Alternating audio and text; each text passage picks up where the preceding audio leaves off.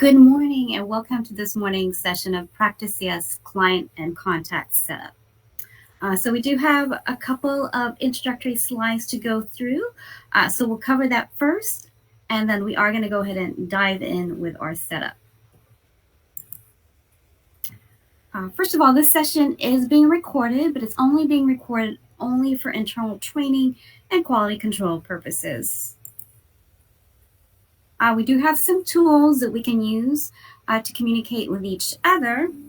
So at the top of your box, you'll see the chat box, and you can use that to send me any questions that you have. And if I have any additional information, I will post that information on your notes panel. We do also have the gear icon or the three vertical dots there that you can use to adjust your audio settings. And then we have the raise hand icon, which I may use to ask a polling question, which I'll actually do right now. So I just want to make sure that everyone can hear me. So if you can use the raise hand icon to let me know that you can hear me. All right, perfect. Thank you so much for that. All right. So this session does have additional course materials that can be downloaded. As you can see here in the illustration, there is a tab, the content tab that you can click on to download those materials. But as you're doing that, just remember to keep your webcast session open. All right, if you are taking this session for CPE credit, please let me know by using the raise hand icon. So to comply with NASBA requirements and to verify your attendance, you are going to receive periodic attendance verification pop-ups throughout the session. To qualify for CPE credit, you do have to click on the I am present button that you see here. So you do have to click on it when prompted. Right, if you have any technical issues, you want to jot this number down because this is the number you'll call if you have any issues. If I happen to drop out of the session, please remain in the session as I will join the session back, or I will rejoin the session. All right, so now that we've covered our introductory slides, I do want to go ahead and go over what our objectives are for this session. So go ahead and just bring that slide up, and then we'll get started with our setup. So for today's session, we are going to go over how to add clients. We're going to go over how to add contacts, and we'll also go over how to add engagements to our clients as well. All right, so let me go ahead and share my screens. Give me one moment to do that.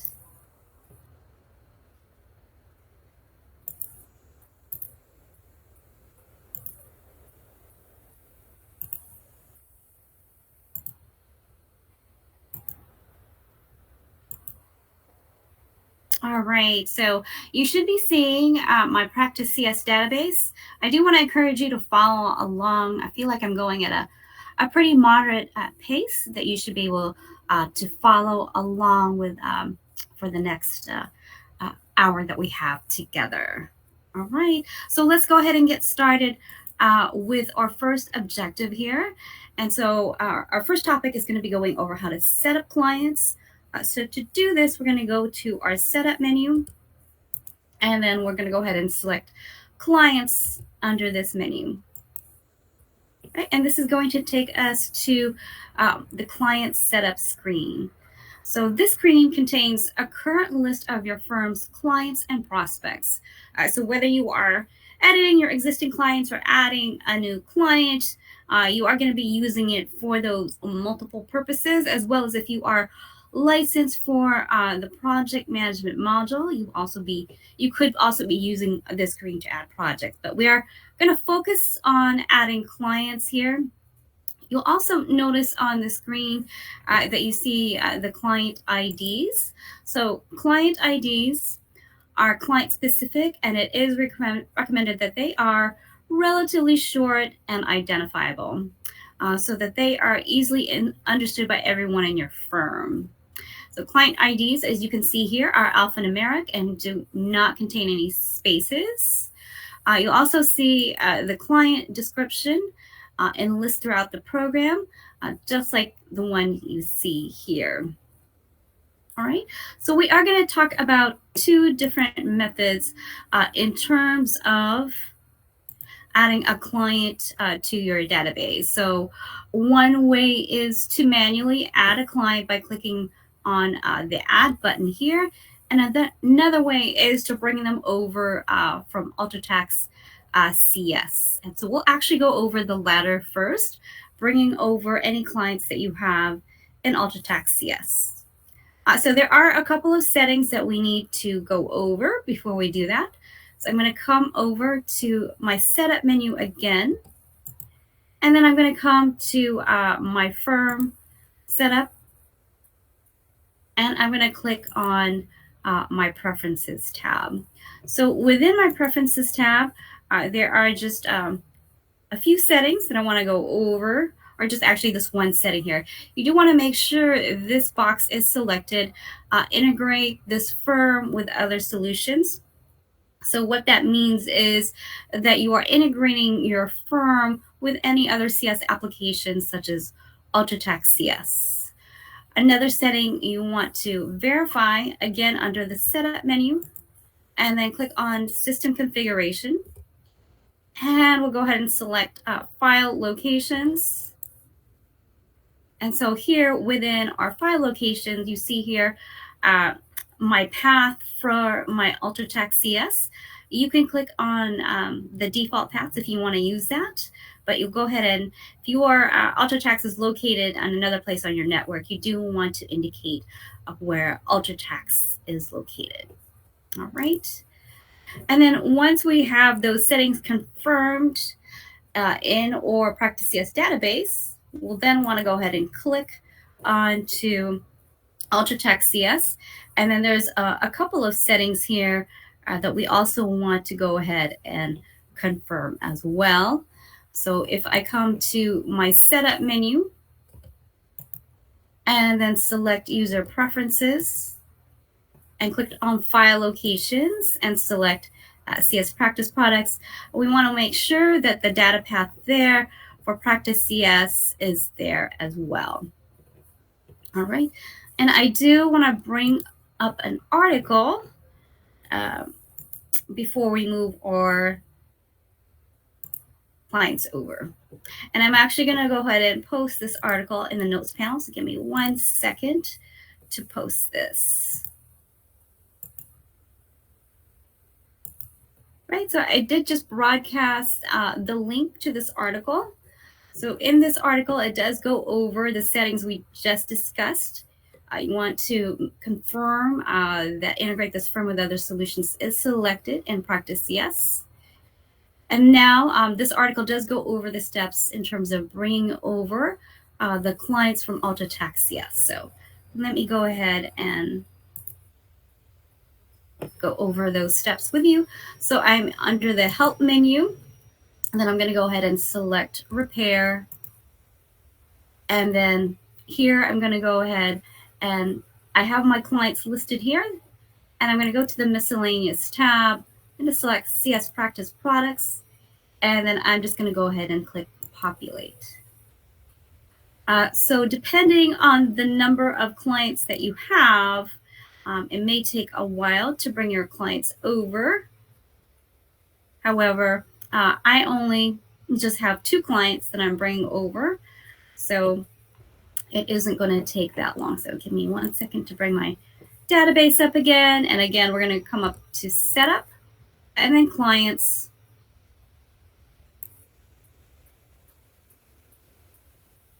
And then what happened here is that my 2 clients from UltraTax CS, this client and Jane Joe were brought over from UltraTax CS. So if I bring UltraTax CS over again, so these are the brand new clients. These 2 clients were not in my Practice CS database.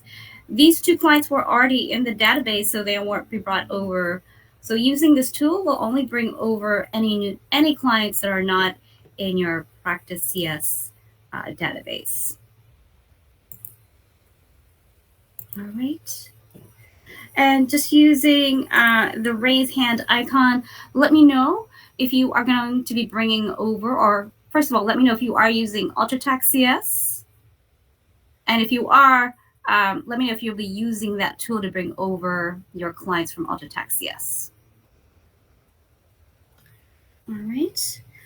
So now that we've gone over that method of bringing over your clients from UltraTax CS, usually when I discuss that method, I do get the question, if I click to populate from UltraTax more than once, will it create duplicate clients?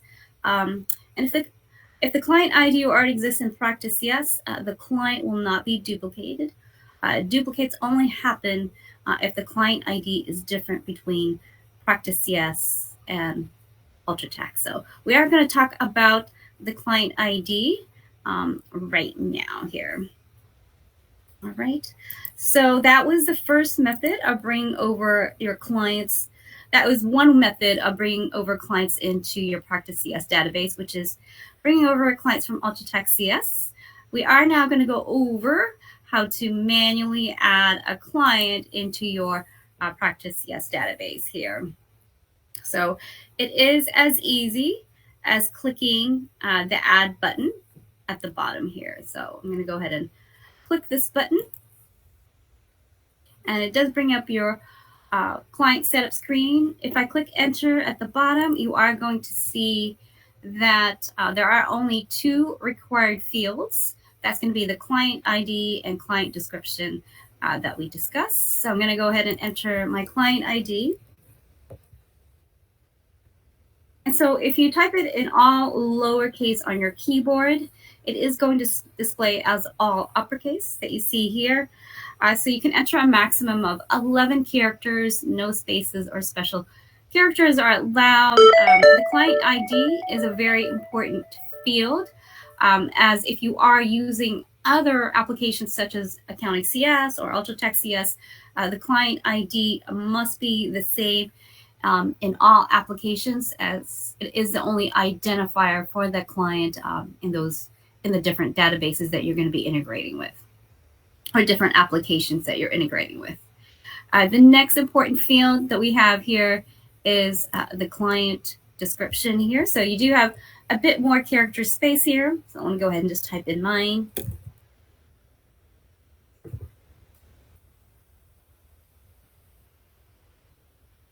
All right.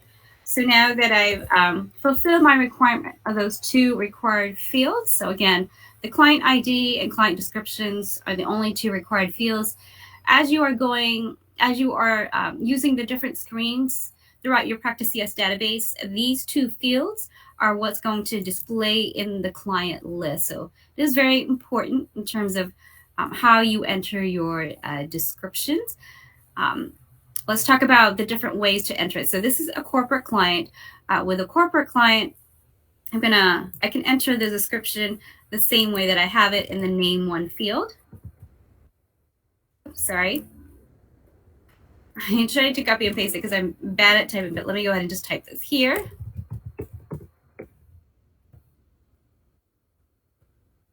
All right. And I want to show you a different, like an individual client here. So let me bring up this client that I already have in my database. So this is an individual client. With the individual clients, you do want to enter them in the description field with last name, first name.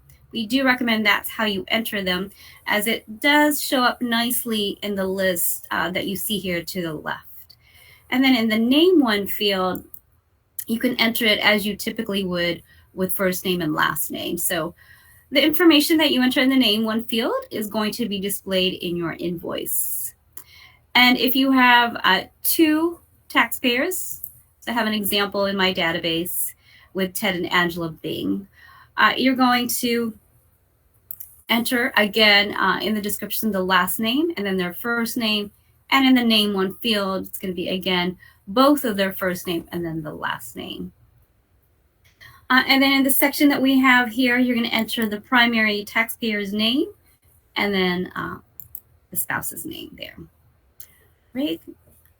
Let me know if you have any questions with the way you enter the description fields with the different types of clients. Okay, let's move back, or let me go ahead and bring back my new client that I've entered. And let's go over the different fields in the client information section. So if I click on the drop down, I do have 3 different types of clients. I've got an administrative client. So the administrative client can be used for internal purposes, such as entering internal time, such as staff meetings or trainings. So typically a client would enter themselves as an administrative client. I do actually have one as an example. So this is my administrative client, and it's entered as we just using the same steps we discussed, but I do indicate that it's an administrative client used for internal purposes. And then back to my client, if I click on the client class dropdown, it does default to client. So with the client class status, I can enter time, I can enter billing, I can enter payments. And then with the prospect client, you can also enter your prospective client into your database as well. I'm going to go ahead and leave it to the default of client class. All right, next we do have our status. So it does default to active when you're entering the client. So with the active status, just like with the client class, you can enter time against that client, you can run billing for that client, and you can enter payments for that client. Next, we do have the inactive status here, right? So if you no longer work with a client, you can use the inactive status. If you do change a client to the inactive status, they do still appear in your client list. Any engagements associated with the client will have an inactive status. So if I select this status and click the tab key, I do get a prompt asking me if I'm sure that want to change the client status to inactive. It does give a list of my engagements and projects. All right, I'm going to leave this as active, but I do want to bring up another client. If I was to change this other client to inactive and click the tab key, again, it's going to list all of the engagements and projects, and practice again is asking me if I want to make the client inactive, letting me know that if I change the client status inactive, it is going to inactivate the engagements and projects here. All right, let me come back to my client again. All right, and just another note about the inactive statuses here. If you do make a client inactive, the client is not going to be available in the time and expense entry for any new WIP or any new transactions. However, you can still create an invoice for the client.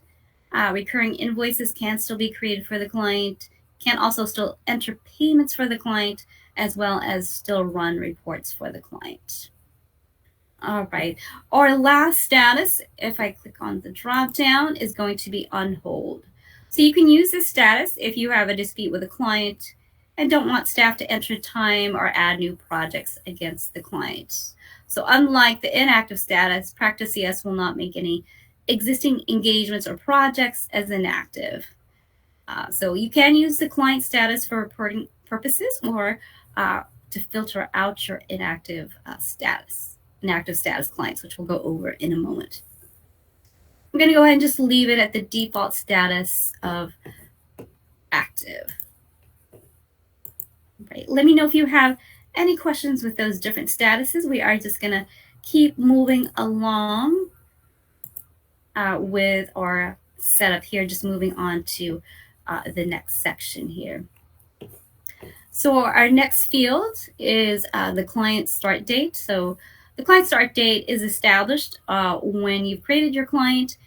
If you click the drop down, you are going to get a calendar drop down, and you can actually backdate the client. So if the client signed their engagement letter on the 22nd, you can actually backdate it to that date.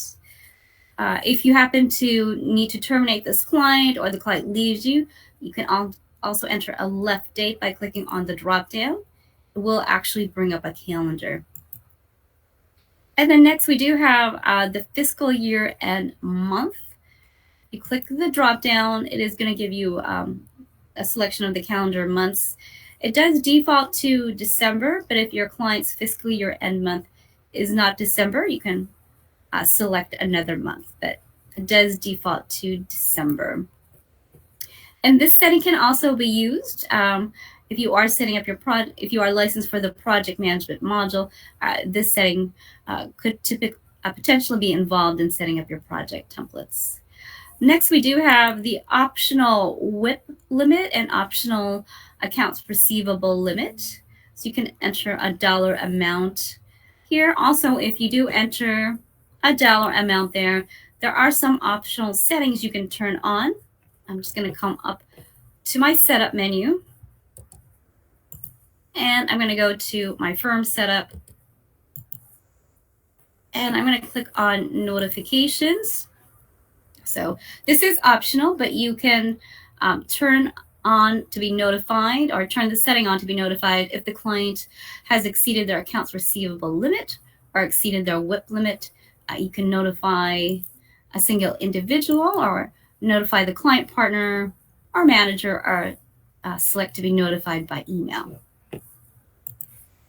Right, let's go back to the client setup screen. Back to my new client. Next, on the right-hand side, we do have the grouping section.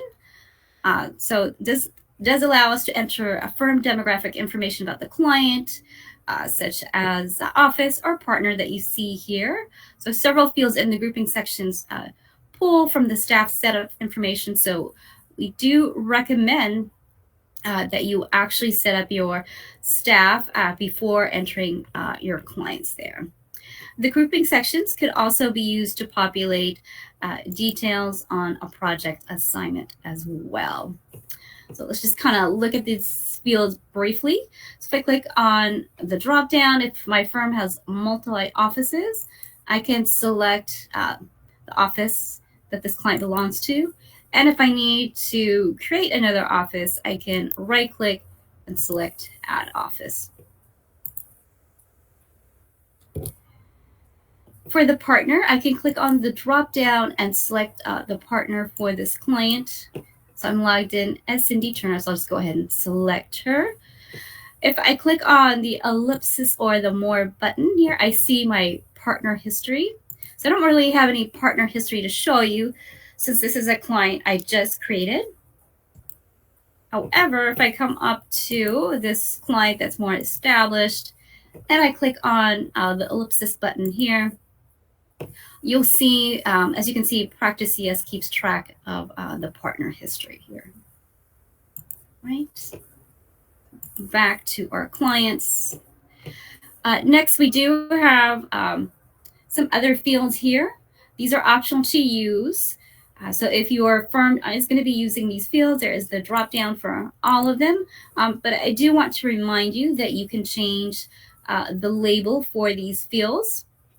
They are actually located in the setup menu again, and under the firm setup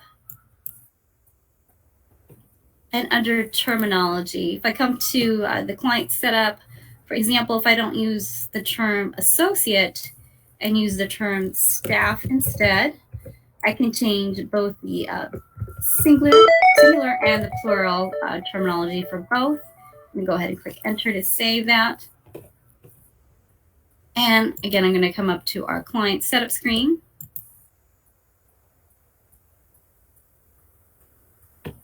And come back to our client and notice that field label was changed from associate to staff.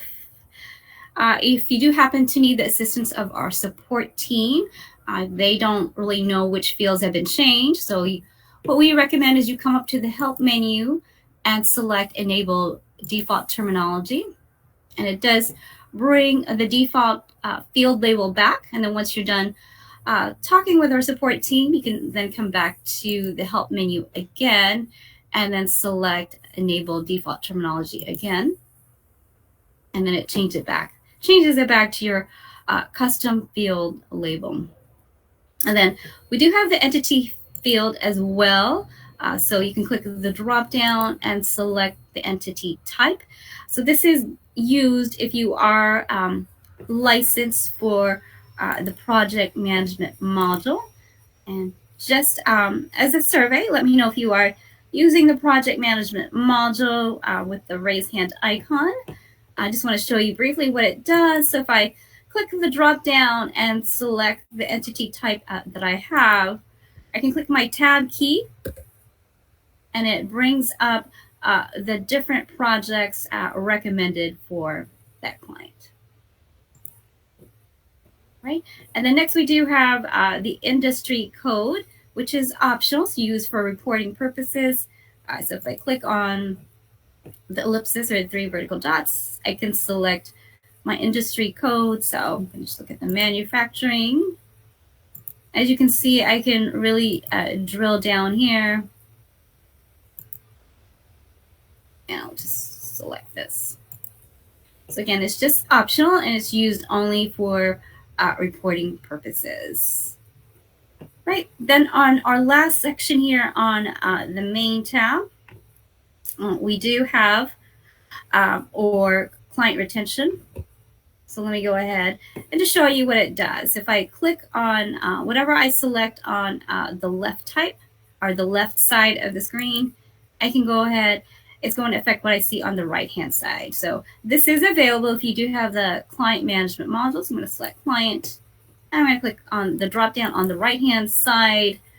So here, since I chose client, I can select if a client referred me. If I click the drop down, maybe it was a contact that referred the new client. If I select contact on the right-hand side, I'm going to get a list of all the contacts. And then here on the referral source, I can click on the drop down and I'll get a list of the referral source. So maybe I got my new client. My new client was referred to me when I attended a networking event. I can also right click and add a referral source if I need to. All right. And then here, I also can enter the date that I went over the client. It's going to bring up a calendar drop down.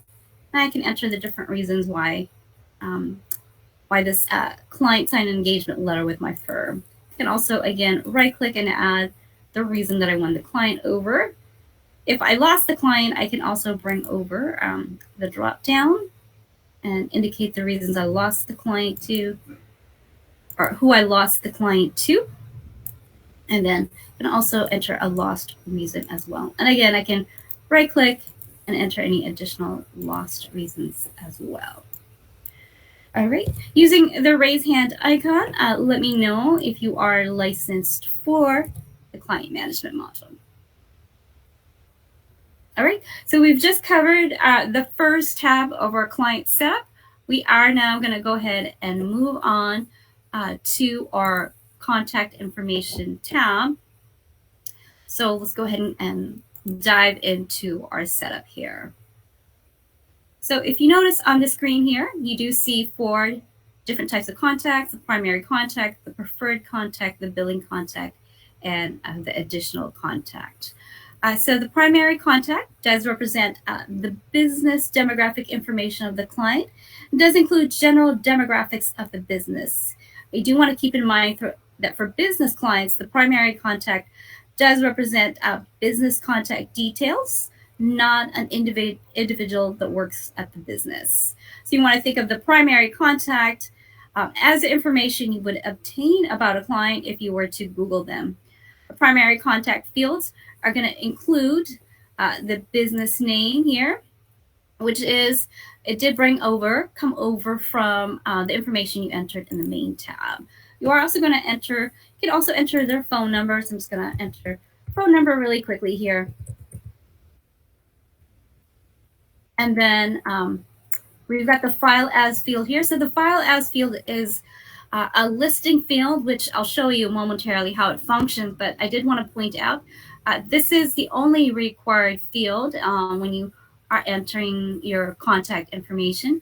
And again, this field also was populated from the information you entered in the main tab. Right, and then you can enter your client's address here. I want to point out the little green lines, those are custom field values. You can actually right click in the field and select edit, and it brings up the city dialog box where you can add additional cities to your database. You can do the same function by clicking on Control W, and it brings up that same box. So you can always add additional cities to your database. Right, so I'm just going to go ahead and select a city here. And I'm going to select my state. Right. I'm just going to go ahead and select Michigan.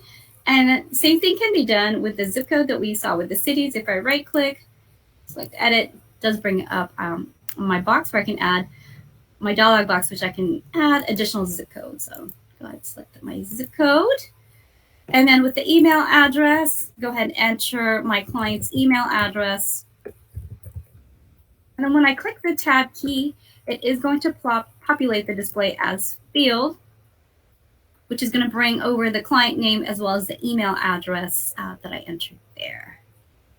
Right, so that's my primary contact. Again, it's just going to basically hold the business contact information for your client. Let's move on to our next contact type, which is the preferred contact. So the preferred contact represents the person at the client's office that the firm typically communicates with. The preferred contact is typically going to hold an individual's demographic information, such as their name, title, phone number, and emails here. So we're going to go ahead and actually enter one here. I do want to point out that when I enter the primary contact information, it is actually going to populate the different contact types that you have. So if I click on preferred contact, notice that the information that I entered in the primary contact is trickled down to that type of contact as well as the billing contact there. So technically you don't have to change it, but I think typically most people do, especially with the preferred contact. So here I actually want to change this. I want to change this to an actual individual, but I want to go ahead and enter or create a new contact. So I'm going to right click in the gray area and I'm going to select add new contact. So I'm going to go ahead and enter my contact's name.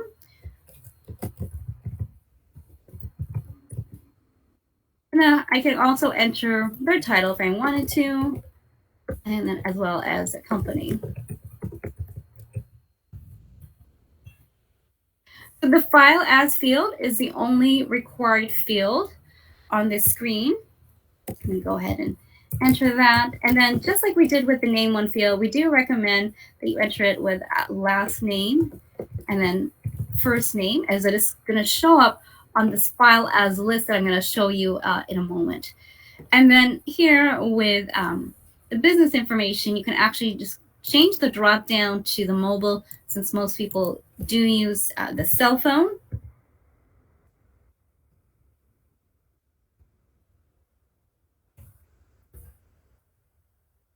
Oh, sorry, I meant to select mobile as my primary here.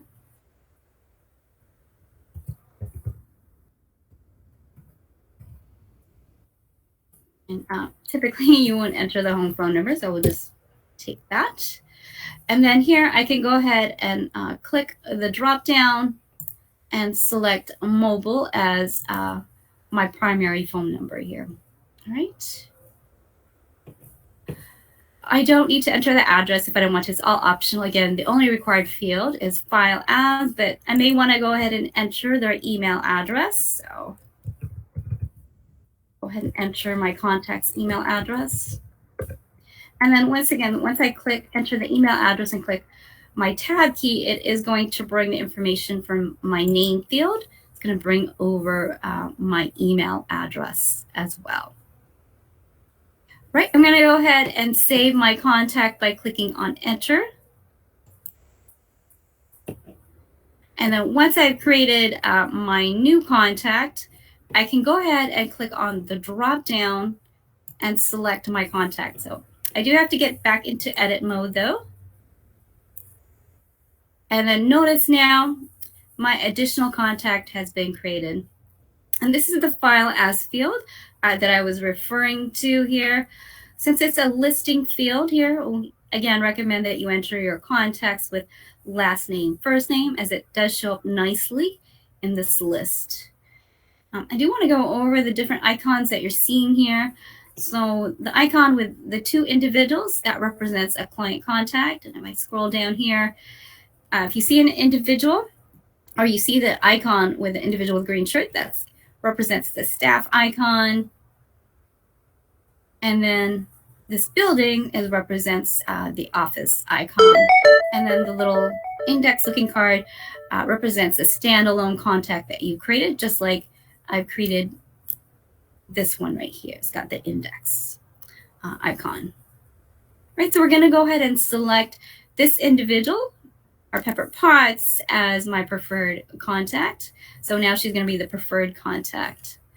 The next type of contact that we have is the billing contact. The billing contact does represent where or to whom the firm sends their invoices and statements for. So billing contacts can be individuals. So I could change it to Pepper Potts, or they can be a department, as well as the client itself. Your default invoice and statement formats are going to use the billing contact information here. So I'll go ahead and actually click on the drop down and select Pepper Potts here. All right, so now that we've got everything populated with our primary contact, our preferred contact, and then our billing contact as well. Right, let me know if you have any questions about entering your contacts. I did want to point out that we actually do have an article for entering your clients. So if you were able to download this document, it does go over these same steps that I went over in terms of adding or creating a standalone contact. Right, we just have a couple more items to go over in this tab, and then we are going to go ahead and move along here. All right, I did want to go ahead and point out the relationship tab. So the relationship tab, you can actually create what's called contact categories by clicking on the ellipsis or the more button. So for example, if you wanted to create a list of clients that you're going to send a holiday card to, you can select that. You can also select if you want them to be part of the payroll newsletter, and then as well as the quarterly tax newsletter as well. So these are just examples that I have in my sample database, and these are used for reporting purposes. So when we go over reports, I'll show you how to grab this information. If I do need to add additional contact categories, I can just right click and then select the add contact category and create any additional contact categories as well. Right, so if you do want to also indicate that you have additional contacts for this client, I can click on the ellipsis or the more button. And so if this client has another contact in my database, so if this client was part of their contacts, I can go ahead and select this client to be this client's contact as well. Next, we do have the associations field here. So you can use the associations dialog to associate a contact here as well, similar to the additional contact. That notice here that when you create your own client, when you create a new client, that client is automatically associated with themselves. So I'm going to go ahead and save this. I believe I have an example for you, so let me give me here. So this client, Collins Browse and Lewis Advertising. Actually, it's the other way around. Go ahead and bring up the other client. So this client, Gerald and Elizabeth Brown, they're also associated with Collins, Browns, and Lewis. So when I go to that client, you'll notice that Gerald and Elizabeth Brown are additional contacts since that client was actually associated with them. All right. And then one other note to make in this tab is actually going to be the view.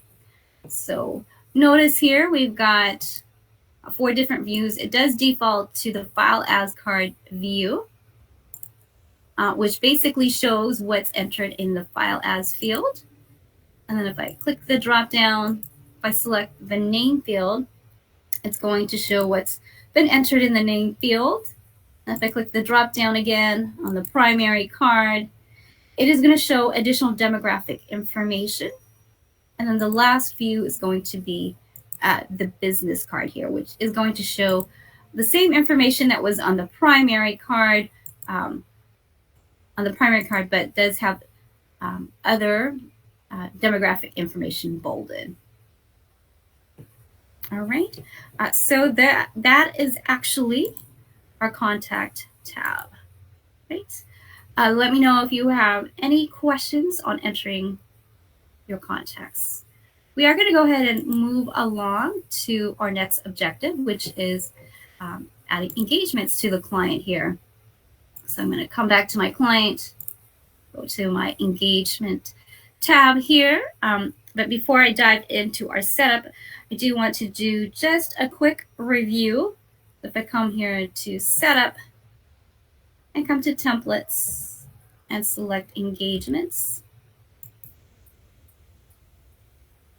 So in my Practice CS sample database, this is a list of the engagements that we have. And notice here they are, again, represent those general services that you provide for your firm. So in our example, we have audit. So again, these engagement templates are those engagement services that are set up in my Practice CS sample database. And again, engagements are those general services that you perform for your clients that you typically advertise on your firm's website. So here in the engagement template, we are just entering general template information such as the rates, which can be changed at the client level.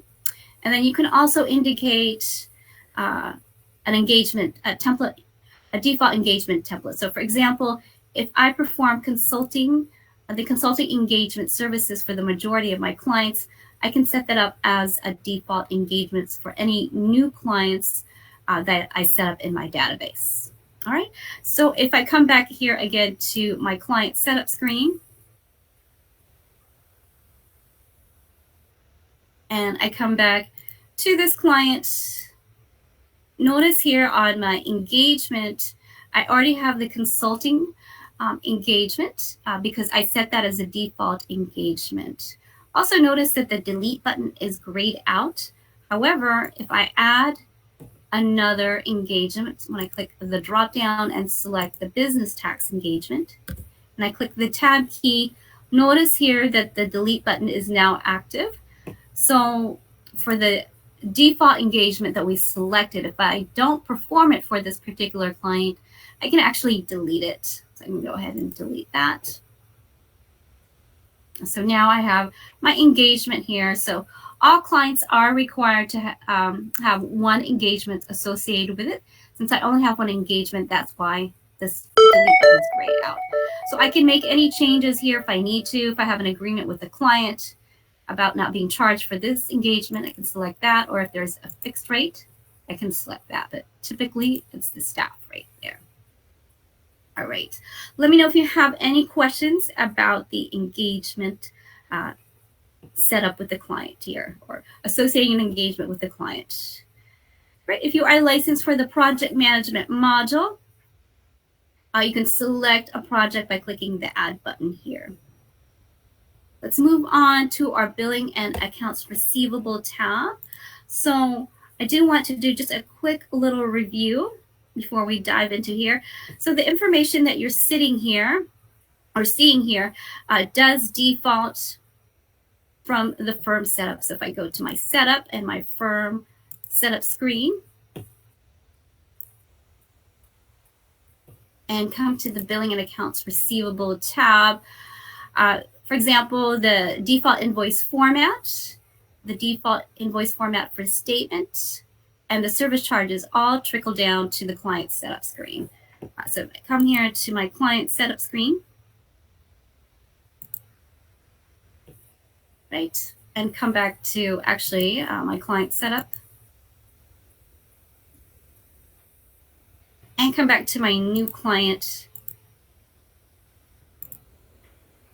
So this invoice format is from the firm setup. I can actually click the drop down and change that. So if I want to, if I feel like for this client, I need more of an engagement invoice format, I can change that, as well as the statement format as well. The number of days until invoice is due is also from the firm setup. I can change that as well. And then here I've got the service charges as well. If I have an agreement with the client that I don't want to, that we're not going to be assessing a service charge when they're late on their payment, I can deselect this as well. And then up here, subsidiary client and client family.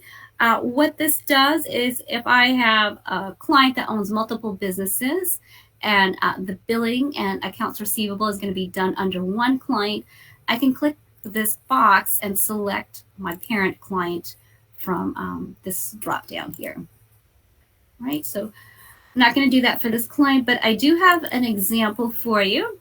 So Sally Bing in my database is the child of Ted and Angela Bing. And when I select this box, I can literally select the parent client. So this feature here can be used for corporate clients as well as family clients as well. All right. And back to my client here. Next, we do have the billing instructions here. So this is a custom field or a text field. You can enter any billing instructions that you have. If there's anything specific that you want the biller to know, the billing instructions are going to show on the billing screen. And then lastly, we have the additional email addresses. So if you are integrating with Outlook, in this field, you can enter email addresses for additional contacts that you want to send the invoices and statements to. You can enter up to 3 in this field. All right. Let me know if you have any questions about the billing and accounts receivable tab. Right. We're going to keep moving along here. I'm just going to move on to the links tab. So with the links tab, I can right click and create a shortcut. So if there is a specific file that is associated with this client, I can go ahead and create a shortcut to that file, as well as if there's a specific folder, I can also create a shortcut to that folder as well. I can also add a website page here. So if I click on this, I can go ahead and enter my client's address or their website. I use IRS here. And then when I click on the little green arrow here, it is going to go ahead and populate. I'm going to go ahead and bring up their address here. So sometimes for me, that's funny. It's just my database here. So give me 1 second. I think it's just trying to bring it up. Right, I'm just going to go ahead and just cancel it for now. But the website address would display here. Right, next let's talk about our custom fields here. So with the custom fields, if there is additional information that you want to track within your database, you can create exactly as what the tab indicates. You can create your own custom field.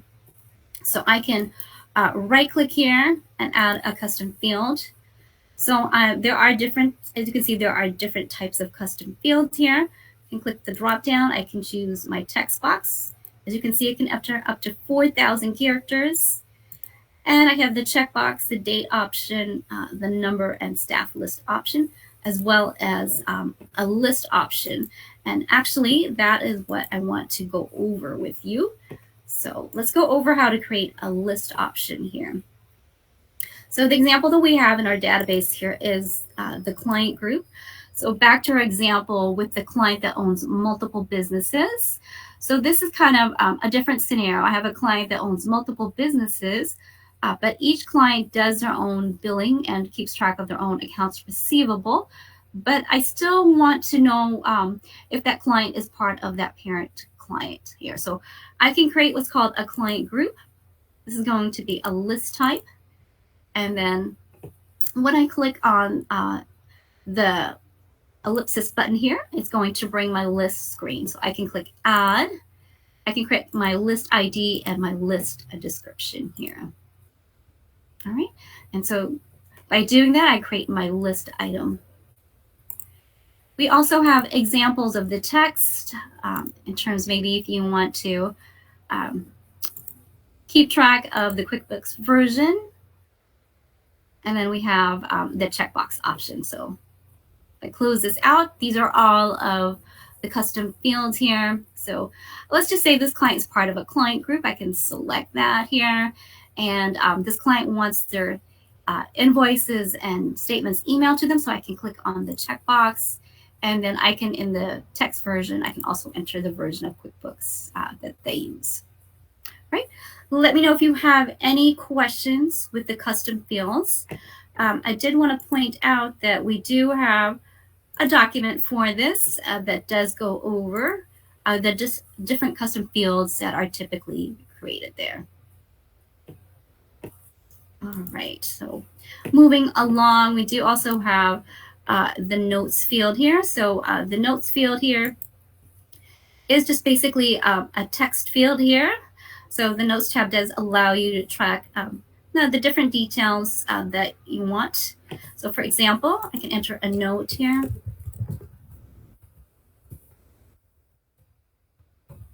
Notice I have a date and time stamp here.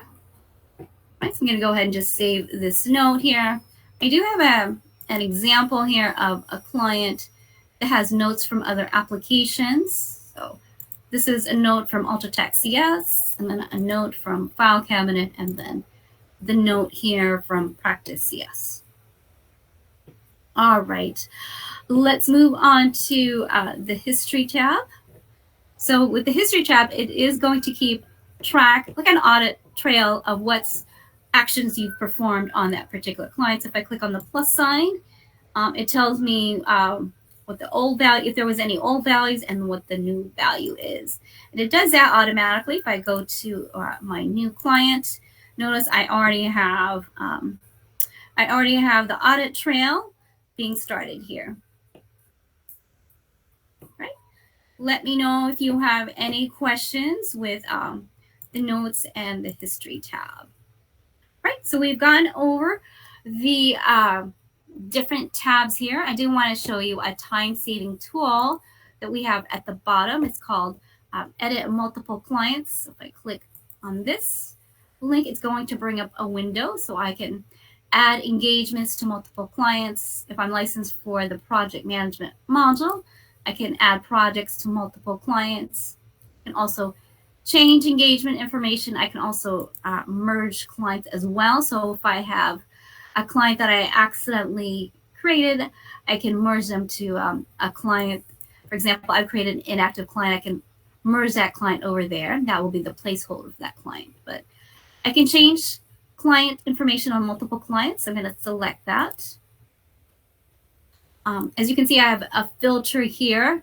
So if I wanted to change, for example, the partners on all of my individual entities clients, I can go ahead and select them. And then if I wanted to change the partner for those multiple clients, I can do that. Click the drop down and choose a different partner. I can change multiple fields here. So if I needed to change the office, so as you can see, I can change information on multiple clients there. All right. I did want to show you the filter here as well. I had mentioned you can click the filter button at the top, and I can just show you. I can select the status button and select I just want to see only my active clients here. Get a list of only my active clients. And if I go to another screen, for example, my billing screen, and then go back to that screen, it does still keep that filter. One last thing I wanted to show you, and then we'll wrap it up, is the reports. So if I go to File, Print Reports, under my list folder, I can create a list of my clients. And I mentioned the contact here. So if I click the drop down and select the client contact description that we had talked about in the contact setup, say holiday card, and then I click preview selected, it is going to bring up a list of all of those clients under that list type. I don't have to filter it. I just wanted to show you, but if I click on preview to run the report, I just wanted to show you what's all included in here. So I've got my list of clients. It's four pages long. It's got their contact information here. All right, let me go ahead and just wrap us up here. So we did go over the client and contact setup. We went over how to add clients to your database. We went over how to add additional contacts, how to add engagements, and how to, we went over the billing accounts receivable tab, as well as to add custom fields as well. Right, I'm going to go ahead and go back to my introductory slides, and I'm going to go ahead and wrap us up here. Right, so we do value your feedback. So if you do have your cell phone handy, you can actually just scan that QR code here. I do actually have actually broadcast or survey link as well. You can take this survey anonymously. If you did take this session for a CPE certificate, they are going to be available within 5 business days. We do also have this link if you do need additional support. I do want to thank you for your time and participation today. If you are ready to leave the session, please feel free to do so. If you do have any additional questions, I can go ahead and answer any additional questions that you have. Otherwise, please feel free to leave the session and enjoy the rest of your day. Thanks, everybody.